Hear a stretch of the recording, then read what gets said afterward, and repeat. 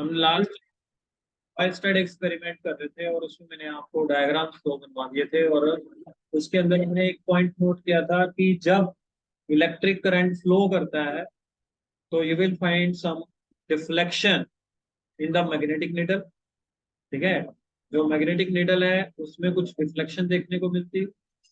अब वही डिफ्लेक्शन क्यों आती है, क्योंकि एक्चुअली में करंट जब फ्लो करता है तो उसके आसपास एक मैग्नेटिक फील्ड बन जाता है, और वो मैग्नेटिक फील्ड डिस्टर्ब करता है किसको, कंपास को, के अंदर जो निडल है उसको डिफ्लेक्ट करवा देता है।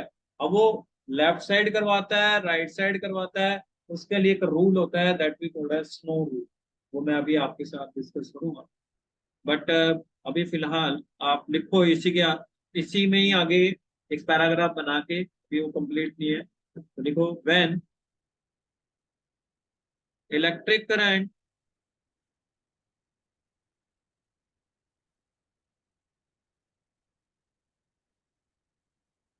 is allowed to pass through conductor AB, through conductor AB, then a deflection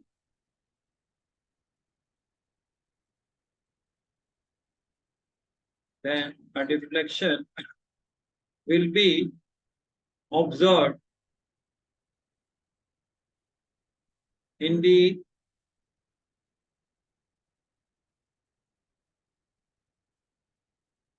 magnetic compass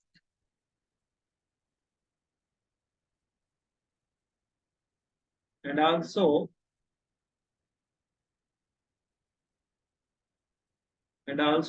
more deflection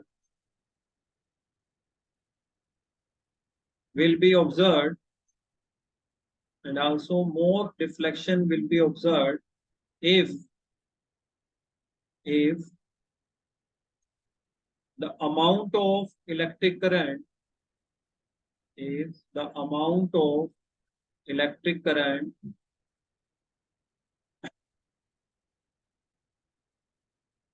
is increased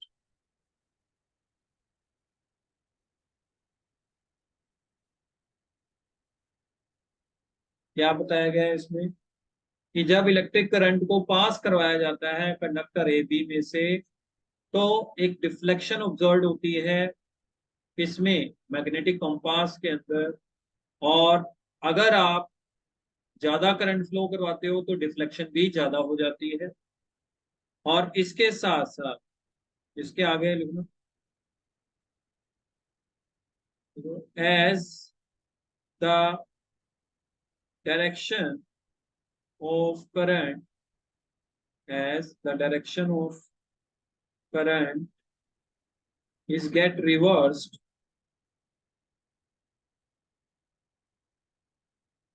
in the conductor AB, then the deflection observed, then the deflection observed in magnetic compass magnetic compass is also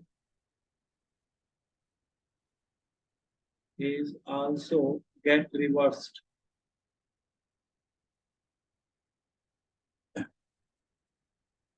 दो बातें बता दी हमने जो experiment में observe की गई। क्या क्या बताई, पहला पॉइंट क्या बताया, पहला पॉइंट ये बताया कि जब करंट फ्लो करवाया जाता है तो मैग्नेटिक कंपास में डिफ्लेक्शन आ जाता है, जो पहले ज्योग्राफिक नॉर्थ साउथ में थी वो उससे दाएं बाएं भटक जाती है।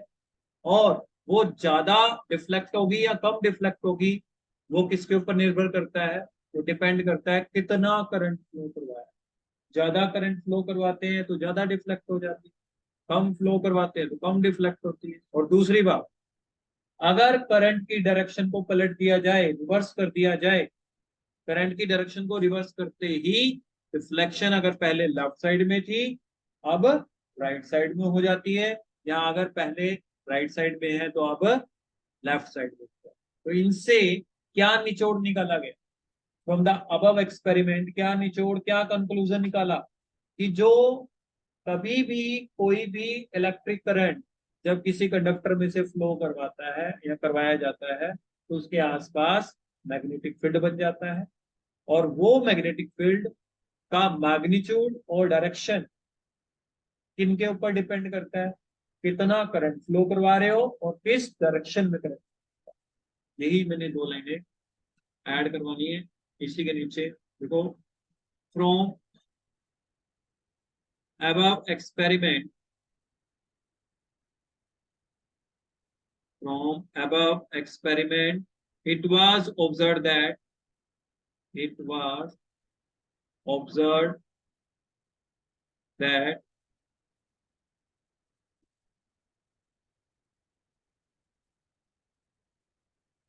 observed that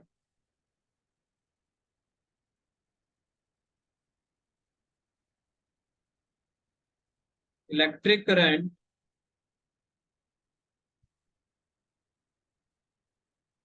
flowing through conductor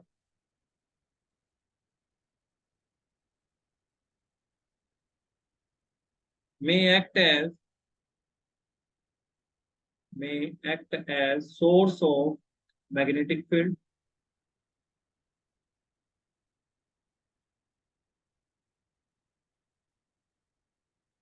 and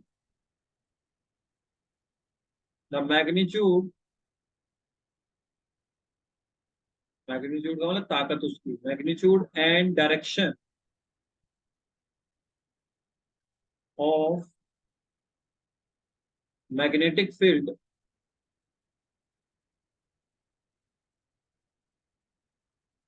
produce around conductor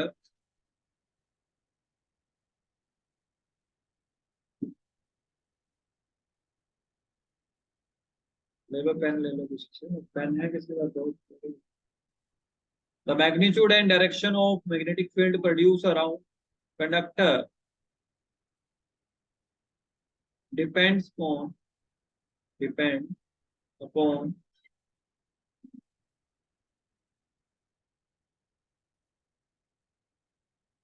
magnitude and direction of electric current.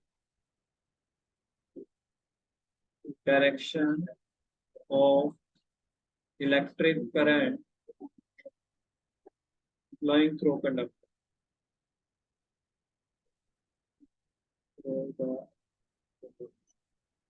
तो ये पूरा आपके पास ऑयस्टेड एक्सपेरिमेंट को लेके जस्टिफिकेशन है। आई रिपीट, क्या लिखा है? ये लिखा है, it was observe that the electric current flowing through conductor may act as a source of magnetic field. Source of magnetic field का मतलब वो मैग्नेटिक फील्ड प्रोड्यूस करवा सकता है। And the magnitude and direction, क्योंकि दो चीजें हैं, मैग्नीट्यूड और डायरेक्शन किसकी? मैग्नेटिक फील्ड की। किसके ऊपर निर्भर करती है? Depend upon magnitude and direction of electric current flowing through the conductor. कि करंट किस डायरेक्शन में फ्लो करवाया है और कितना फ्लो करवाया है, that will decide what would be the direction and magnitude of electric current, magnetic field जो प्रोड्यूस हुआ है अराउंड दैट। क्लियर? नाउ इसके बाद डायरेक्शन जो है इसकी, मैग्नेटिक डिफ्लेक्शन की डायरेक्शन बताने के लिए रूल्स बता देता हूं आपको, लेकिन समझना पड़ेगा आपको कि भाई कैसे है, क्योंकि एक तो है एम्पियर स्विमिंग रूल और एक होता है स्नो रूल। मैं सिर्फ स्नो रूल बताता हूँ आपको, एम्पियर स्विमिंग रूल की जरूरत नहीं है, उसमें आप कंफ्यूज हो सकते हो। तो आगे स्टार बना के लिख लो, direction of deflection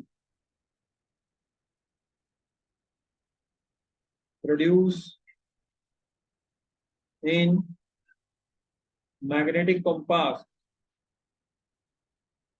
magnetic compass अगर वो आपको करना है तो कैसे करोगे भाई? ये नोट कर लिया सबने? अगर किसी का मिस हो गया तो बता दो ये वाली लाइंस, चाहे वो ऑनलाइन स्टूडेंट्स हैं बता दिया करो, हो ताकि गया हम सर। आगे नोट कर लो। फिर direction of deflection produced in magnetic compass.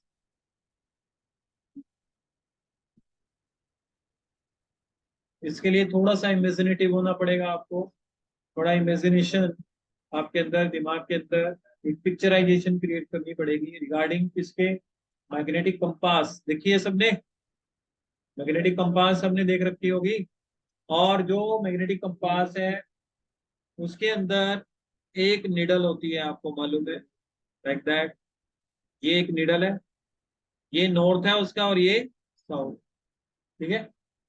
Mostly generally वो ज्योग्राफिक नॉर्थ की तरफ नॉर्थ रहता है और ज्योग्राफिक साउथ की तरफ क्या रहता है, साउथ रहता है। ऐसे ही होता है।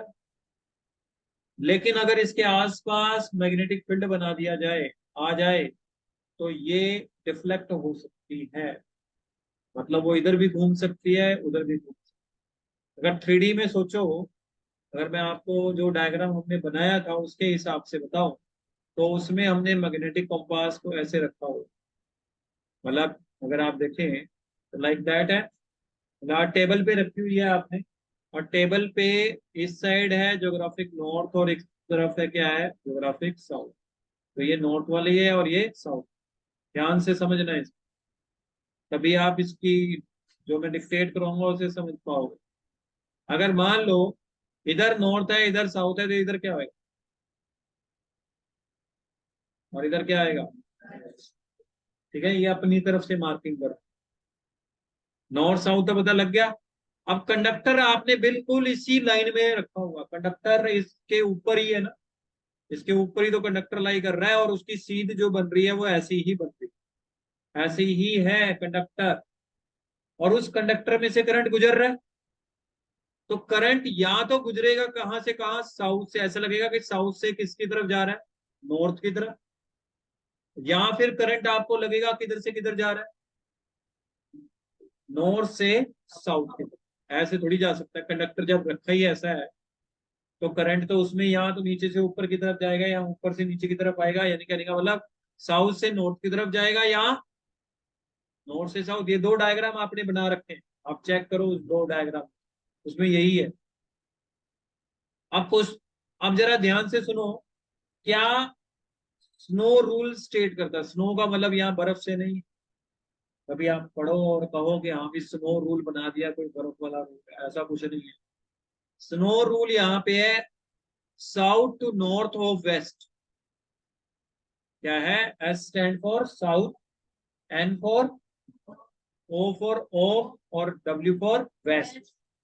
South to north of west कैसे याद रखना है आपको इसका, कि अगर कंडक्टर में करंट ऐसे लगे आपको कि किधर फ्लो कर रहा है, फ्रॉम साउथ टू नॉर्थ, किधर लगे, साउथ से नॉर्थ, तो जो उसके नीचे आपने मैग्नेटिक नीडल रखी हुई है, इसके कंडक्टर के नीचे वाली, तो उसका जो नॉर्थ सिरा है, नॉर्थ सिरा जो है उसका एंड जो है वो वेस्ट डायरेक्शन की तरफ घूम जाएगा।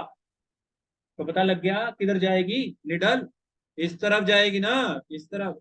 ये कौन सा रूल कह रहा है? स्नो रूल है। तो अब मैं आपको स्नो रूल ही, और अगर इसका उल्टा हुआ तो, अगर करंट फ्लो कर रहा हुआ कहां से कहां, तो फिर किधर जाएगी, नॉर्थ है। बस आपको सिर्फ एक याद रखना है, दूसरा ऑटोमेटिकली हो जाए। राइट डाउन, देखो, स्नो रूल, स्नो रूल। अब ये स्नो के लिए ना ऐसे लिख लो अलग से, फिर आगे रूल हम डिक्टेट करेंगे। इसका फुल फॉर्म क्या है? South to north of west, south to north of west, ये स्नो का फुल फॉर्म। और आप इसकी स्टेटमेंट लिख लेते हैं। हालांकि एक रूल और भी है, that we called as ampere swimming rule, ampere ने प्रोवाइड किया। According to this rule, if the electric current is flowing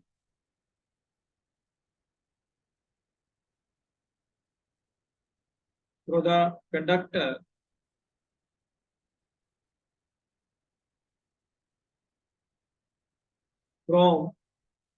direction, then the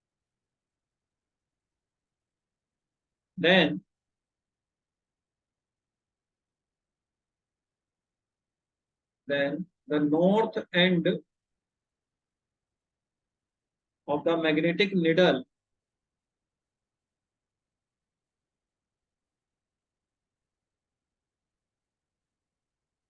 placed near conductor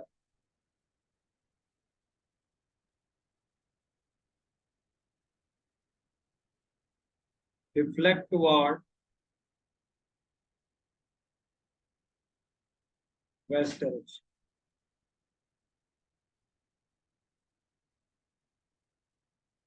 ये है रूल। समझ में आया कुछ? क्या है rule? According to this rule, if the electric current is flowing through the conductor from south to north direction, then the north end of the magnetic needle placed near conductor reflect toward west direction। ठीक है, point clear? तो ये हमने discuss कर लिया regarding direction के बारे में। अब इसके बाद हमारे पास एक स्ट्रेट कंडक्टर वाली बात करेंगे। इसमें बड़ा इंपॉर्टेंट पॉइंट है, सिर्फ आपके पास डेरिवेशन नहीं है, हायर क्लासेस में हम वो फॉर्मूला पूरा ड्राइव करके बताते हैं। अभी सिर्फ ये है कि भाई अगर आपके पास एक लॉन्ग स्ट्रेट कंडक्टर है, ध्यान से सुनना, इस पे काम किया था कुछ साइंटिस्ट ने, बायड सवट लॉ बोलते हैं इसे वैसे। ये अगर करंट फ्लो कर रहा है किसी भी कंडक्टर में, जो बहुत बड़ा कंडक्टर है, स्ट्रेट है, सीधा है, उसमें से करंट अप साइड भी जा सकता है, डाउन साइड भी जा सकता है, तो उसके आसपास मैग्नेटिक फील्ड आ जाता है। ये तो ऑयस्टेड ने बता दी, लेकिन कितना आता है ये नहीं बताया। कितना आता है, क्या डायरेक्शन रहती है उस मैग्नेटिक फील्ड की, उसको अलग अलग तरीके से बताया गया। तो पहले तो हम यही देख रहे हैं कि उसके आसपास जो मैग्नेटिक फील्ड आता है वो किन किन पॉइंट्स पे डिपेंड करता है। एक पूरा फॉर्मूला बताया था। एक तो वो उसने ये बताया कि ये डिपेंड करता है, डायरेक्टली प्रोपोर्शनल होता है किसके, मैग्नेटिक फील्ड जो बनता है एक long straight current carrying conductor के अराउंड।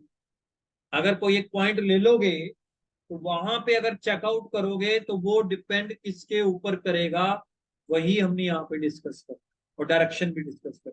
और बड़ा फेमस रूल है, और आपके पास जनरली आता ही है, कौन सा? Right hand thumb rule. जिनके पास ये यूनिट जिन्होंने कर लिया है या करने वाले होंगे, या पेपर के अंदर अगर आता है, तो ये एक right hand thumb rule, magnetic lines की प्रॉपर्टीज, ठीक है, ये बड़े इंपॉर्टेंट पार्ट्स रहते हैं। Right down. आगे नेक्स्ट हेडिंग बनाना है, magnetic field, magnetic field due to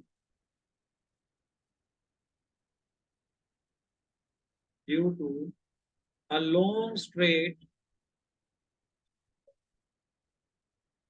current carrying conductor।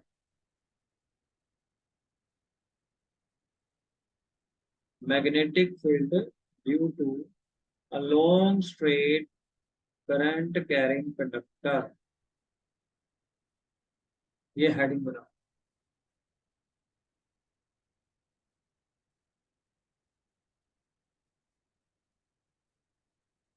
अब क्या करना है इसमें? सबसे पहला काम, एक कंडक्टर बनाओ लॉन्ग स्ट्रेट, बहुत, इधर भी डॉटेड ऐसे दिखा दिया, इसका मतलब बहुत बड़ा है कंडक्टर, ठीक है। और उस कंडक्टर को मैंने नाम बेशक दे दिया है ए बी, और इसमें से करंट मान लो ये आई फ्लो कर, कितना? आई। अप साइड दिखा दिया करंट, और एक पॉइंट ले लिया पी। इस पी पॉइंट की यहां से डिस्टेंस जो है वो आर है। ठीक है, तो यहां पे हम मैग्नेटिक फील्ड देखना चाहते हैं, मैग्नेटिक। तो इस पॉइंट पे मैग्नेटिक फील्ड, दो फैक्टर हैं जिनके ऊपर डिपेंड है। एक तो ये कितने डिस्टेंस पे है, नजदीक होगा तो कुछ अलग होगा मैग्नेटिक फील्ड, दूर होगा तो कुछ अलग होगा। दूसरा, जो कंडक्टर है उसमें से करंट कितना जा रहा है, ज्यादा जा रहा है या कम जा रहा है, उसके ऊपर भी डिपेंड करे। तो लिखो, मैग्नेटिक फील्ड डायग्राम बनाने के बाद, produce at a point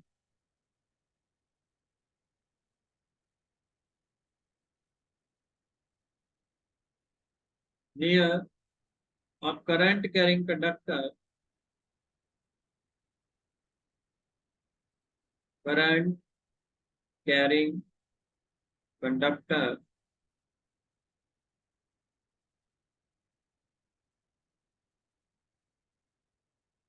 number one is directly proportional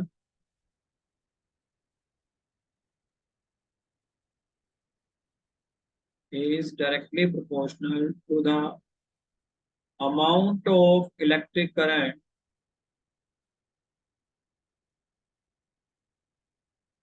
bracket में आई लिखूंगा, is directly proportional to the amount of electric current flowing through the conductor, flowing through the conductor, that is, मैंने आपको बताया था magnetic field को B से denote करते हैं, बी से। तो यहां पे लिखोगे बी, ये किसका सिंबल होता है, डायरेक्टली प्रोपोर्शनल किसके, आई के। ठीक है, क्या बताया कि जो मैग्नेटिक फील्ड है produce at a point near a current carrying conductor, number one is directly proportional to the amount of electric current flowing through the conductor. फिर आगे ये लिख लेना है, फिर सेकंड पॉइंट बनाना है। सेकंड पॉइंट बनेगा is inversely proportional, inversely proportional to the distance of observational point, जहां पे ऑब्जर्व करना चाहते हो, from the conductor, observational point from the conductor. और ये कितने डिस्टेंस पे है, आर। तो तुम आगे लिखोगे दैट इज बी, ऐसे करके 1/r। जब इनवर्सली हो जाता है तो 1/, आता है, और डायरेक्टली होता है तो क्या आता है आपके पास, डायरेक्टली होता है तो हम क्या लिखते हैं, सामने लिखते हैं, और जब इनवर्स होता है तो डिवाइड में लिखते हैं, और इसको प्रोपोर्शनल ही बोलते हैं।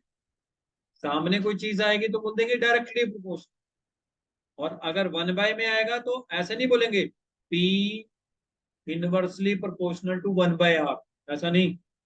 उसका मतलब ही, इनवर्स का मतलब 1/, हो, तो इसलिए आप बोलोगे B inversely proportional to are.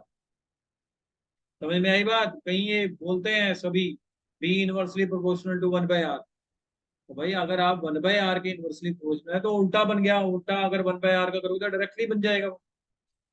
इस पॉइंट का याद रखना, और इसका मतलब प्रोपोर्शनल ही होता है।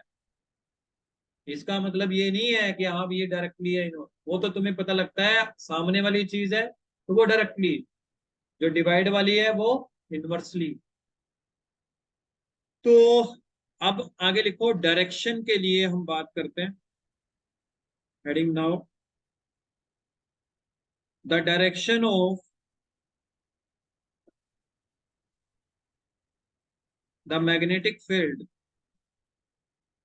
The direction of magnetic field around around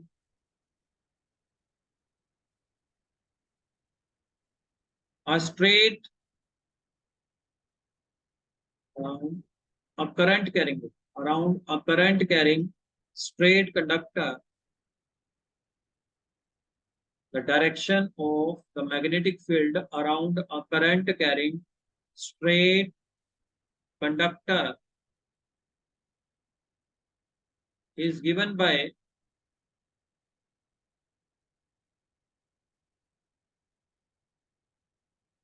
right hand thumb rule. और देख लेना ये मैक्सिमम को एग्जाम में या टेस्ट में मिलेगा, right straight right hand thumb rule. ये बड़ा इंपॉर्टेंट रूल है। कौन सा? Right hand thumb rule. क्या स्टेट करता है राइट हैंड थंब रूल? ध्यान से सुनो, टोटली प्रैक्टिकल है। अब इसको आपने प्रैक्टिकली करना भी है, ठीक है। आपके पास पेन है ना सबके, तो जो पेन है उसको कंडक्टर मान के चलो, ठीक है। जो, और ये याद रखो ये अप्लाई करना आना चाहिए।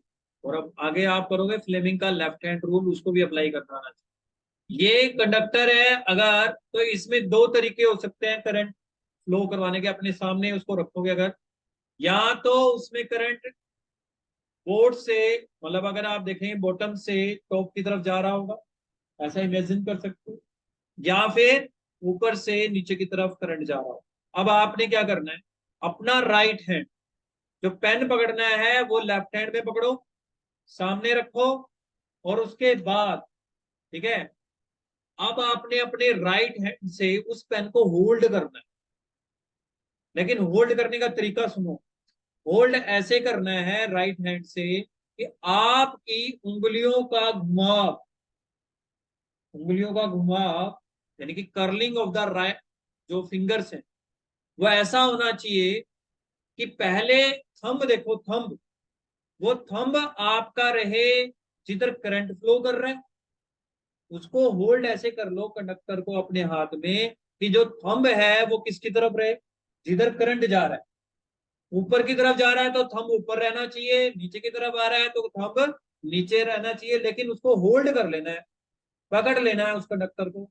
तो अब अपनी उंगलियों का घुमाव देखो, देख पा रहे हो कि नहीं? अगर ऊपर रखा है तो घुमाव अलग आएगा, और जब नीचे रखोगे तो घुमाव उल्टा आ जाएगा। घुमाव का मतलब कर्ल, ठीक है, ऐसा हो रहा है। यही चीज जो है, जो उंगलियों का घुमाव है, ये आपको किसके बारे में बता रहा है? यही आपको मैग्नेटिक फील्ड की डायरेक्शन के बारे में, बस यही है प्रूफ, वही लिखवा रहा हूं मैं। और अगर आप बना पाए तो बना भी लेना, राइट डाउन। देखो अकॉर्डिंग टू, चलो पहले मैं बनाता हूं फिर उसके बाद सिंपल। देख लो इधर, करंट ऐसे फ्लो कर रहा है लाइक दैट, ठीक है। इधर ध्यान से सुनो, और ये जिनका खब्बा हाथ चलता है ना, लेफ्ट हैंड लेफ्टी है, तो वो लेफ्ट हैंड ना यूज करना स्टार्ट कर, राइट हैंड ही यूज करना है। राइट हैंड थंब रूल है तो राइट हैंड थंब रूल ही यूज करना है। लेकिन वो, क्योंकि जैसे अकॉर्डिंगली आप देखो इसमें क्या हो रहा है, राइट हैंड की बात कर रहे हैं तो राइट हैंड का थंब ऐसे बनाया हमने, इसको मैंने होल्ड कर लिया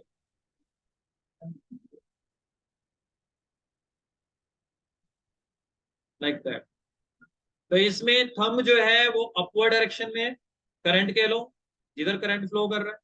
और अगर आप कर्लिंग ऑफ द फिंगर की बात करते हैं तो दैट इज लाइक दिस, ठीक है। तो ये जरूरी नहीं है कि अगर आप बना के आना है वहां पे, इसकी कोई जरूरत नहीं है। सिर्फ ये समझें कि आप इसको अगर आप यहाँ पे ट्रेस आउट करते हैं, तो मैं आपको ये बता रहा हूं, ये करंट के लो, ये करंट की डायरेक्शन हम देख लो। तो कर्लिंग ऑफ द फिंगर जब बनाओगे that will be like that, ऐसे आई आपको।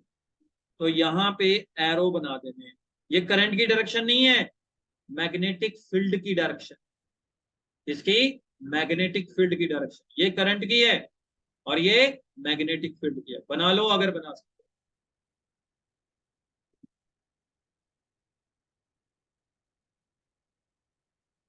फिर मैं लिखवा रहा हूं ये।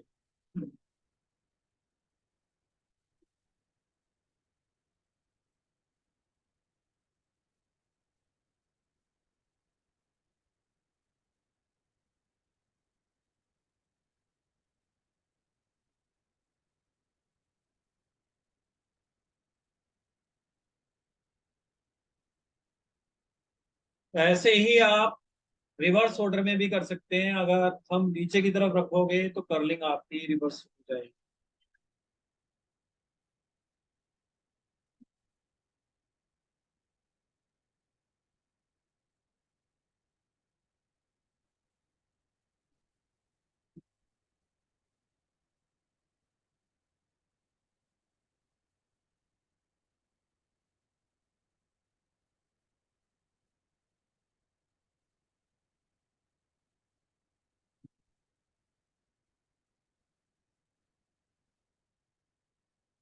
ना लिया, आगे लिखो। According to this rule, if we hold a current carrying conductor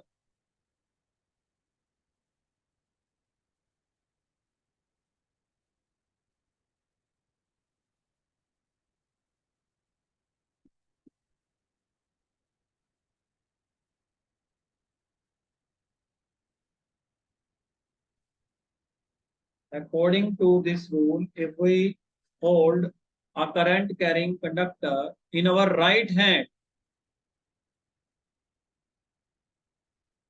according to this rule, if we hold a current carrying conductor, और ये इंपॉर्टेंट रूल है, देख लेना आपके पास एग्जाम में चांसेस पूरे हैं पूछा जाने के।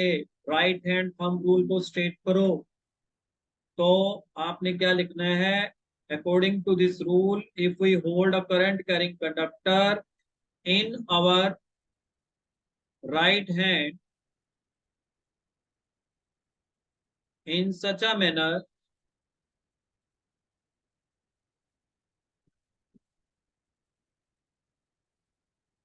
that arms points along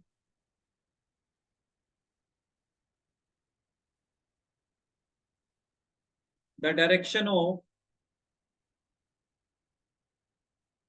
current flowing,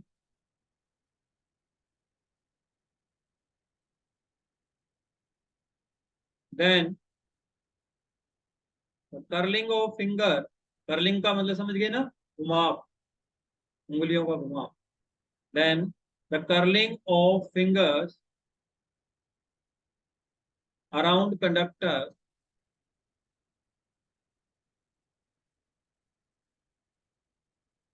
give the direction of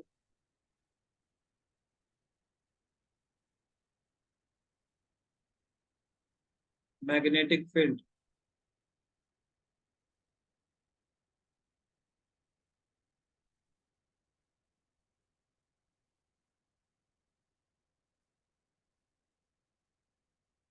क्या स्टेटमेंट है? कल लर्न होनी चाहिए स्टेटमेंट सबको। राइट हैंड थंब रूल सुनूंगा मैं एच एंड एवरी स्टूडेंट्स। क्या है राइट हैंड थंब रूल?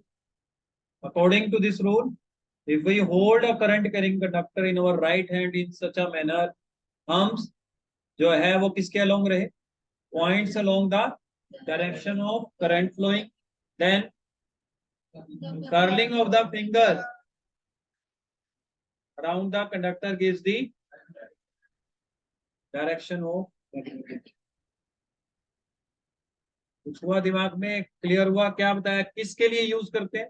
कि अगर एक लॉन्ग स्ट्रेट कंडक्टर है उसके आसपास मैग्नेटिक फील्ड की डायरेक्शन देखनी है, उसके लिए कौन सा rule? Right hand thumb rule. Right hand thumb rule क्या स्टेट करता है?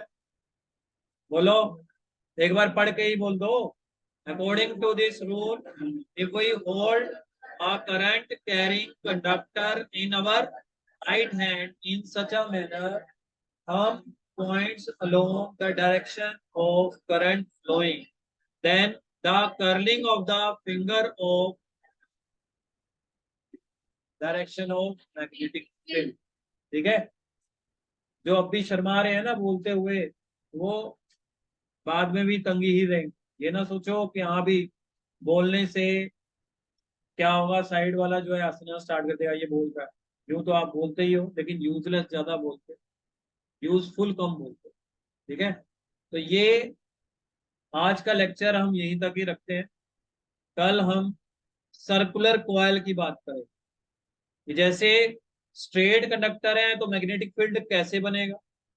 अब हमने उसका एक गोल रिंग बना दिया वायर का, तो उसके आसपास भी तो मैग्नेटिक फील्ड आएगा। अब वो किस तरह का होगा, कैसा होगा, किसके ऊपर डिपेंड करेगा, वो करेंगे।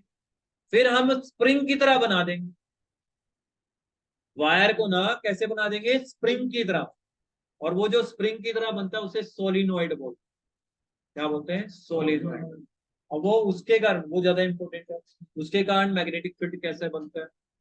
और एक दो आर्टिकल हो रहे हैं और उसके साथ ही आपका magnetic effect of electric current. ठीक है, लर्न करते जाओ साथ ही साथ। कल स्टेटमेंट किसकी लर्न होनी चाहिए, सारी। और एक चीज और नोट कर लो, properties of magnetic field lines और मैग्नेट। तीन पार्ट हो गए, मैग्नेटिक फील्ड लाइंस, मैग्नेट की प्रॉपर्टीज, और तीसरा क्या, यही जो अभी आपको करवाया है, right hand thumb rule. Learn होना चाहिए सबको।